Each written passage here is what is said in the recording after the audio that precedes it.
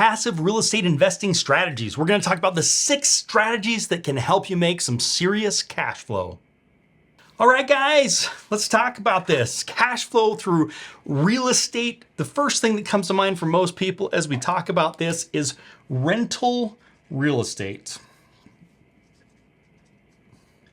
As we talk about rental real estate, this is simply buying a property, a house, a duplex, a fourplex, renting that out and making some passive income. The difference between your expenses and the difference between what you're getting paid by the tenant equals your cash flow. Now, a couple things to keep in mind. Typically, this goes up over time. It's really small if it's anything at first, but as rents go up, as property values go up, and you're also making money through property values going up, through the tenant paying down your mortgage, through some tax incentives. So there's multiple ways there, but that's one of the ways is to get rental income.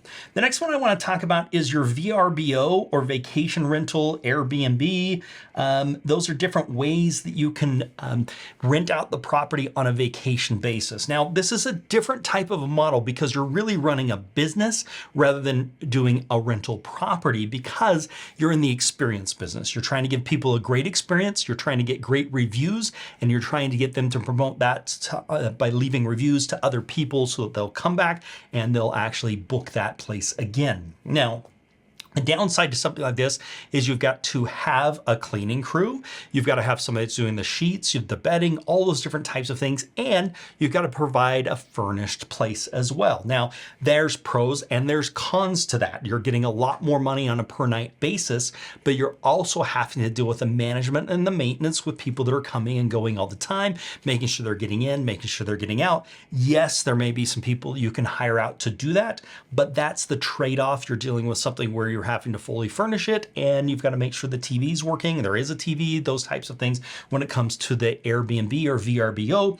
The ideal with that is you're getting more money for the property because you're renting it on a nightly basis and fully furnished to somebody that's doing it on a temporary basis rather than somebody that's doing more of a long-term rental situation. So some pros and cons there. The next one that I want to talk about is simply lending or purchasing notes. So one of the things I can do is I can take my money and I can lend my money out on a piece of real estate and I can have somebody pay me. That could be a short-term note or it could be a long-term note. Part of that is I can also go buy notes that are already created. A note basically meaning a promise to pay, a promissory note where somebody says, yes, I'll pay you. Now there could be somebody that has done a loan on a property at a certain interest rate, but wants to get their money out and they're willing to take a discount and I can go and buy that and then I can take the cash flow that's coming from that note. It's going to depend on 2 things. It's going to depend on the interest rate that that note was written at, and it's also going to depend on what's called the discount rate. The discount rate is how much I'm buying it versus what the note value is, which will increase my overall margin on the property. So the other thing we can do is just simply hard money lending, where I can take my money and I can lend it on a property. And then when that person gets done, I can make a return on my money, which is typically shorter term and higher interest is what you're looking at when you're dealing with hard money lending. All right, number 4. This is a technique that I just picked up recently, and this is how to maximize some of your properties. And there's a service called neighbor.com. Basically what they do is they rent vacant space. So let's say you've got a place that a trailer could go on your house, but you're not using it. You could rent this to somebody where they could put their trailer there and they could pay $100 a month or whatever the going rates are for something like that. The cool thing about this is I like to combine neighbor with my long-term rentals. So for example, on the last property that we rented up, we said, hey, this is the price for the house, but this RV parking is excluded because we're going to be renting that to somebody else. So with this, the house is $1,700 and the RV parking is $150. And so the guy said, you know what? I want the RV parking. I'll pay the extra $150. So then we've got $1,850 now.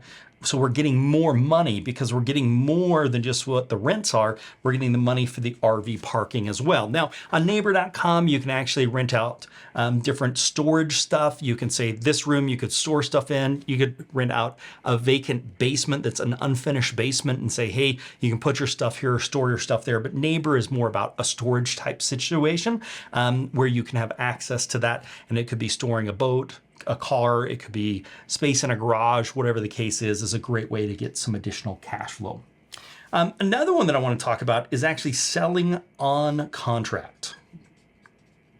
Similar to being the lender, what you're actually doing is you're buying a property, you're fixing that property up, and then you're selling it, but you're keeping the paper, which basically means they're paying you. Now, you may have bought the property at a really good price and done the fix-ups, and they're giving a decent down payment, and then they're making payments to you, and you're doing that on like a 30-year amortization with the note having to be due in 4 or 5 years, something like that.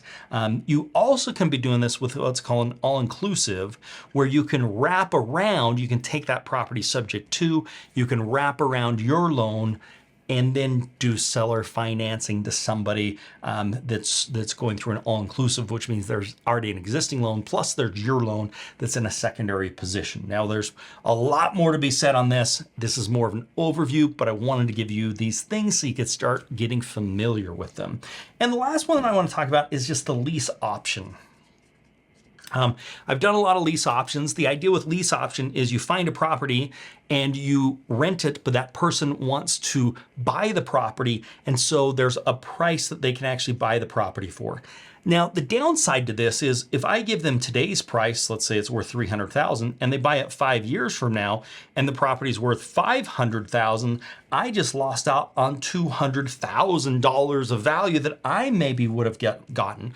The plus side to that is the person should be taking care of the property and should be responsible for any of the repairs or maintenance that needs to be done to the property. So I'm not doing any maintenance or putting any additional costs to that. Now, one of the things that I like to do is I like to not set a purchase price. I like to say that the purchase price will be the appraised value less 10% or 5% or something like that, but it has to have my ultimate approval. So I get final approval on that. So if I'm not happy with that price, because what I'm not willing to do is I'm not willing to give up appreciation for somebody that wants to do that lease option. So it's something to take in mind. A lot of people will do that, but you've got to structure that deal properly in order for you to be making some serious money. All right, there you have it, the 6 ways to get passive real estate investing income.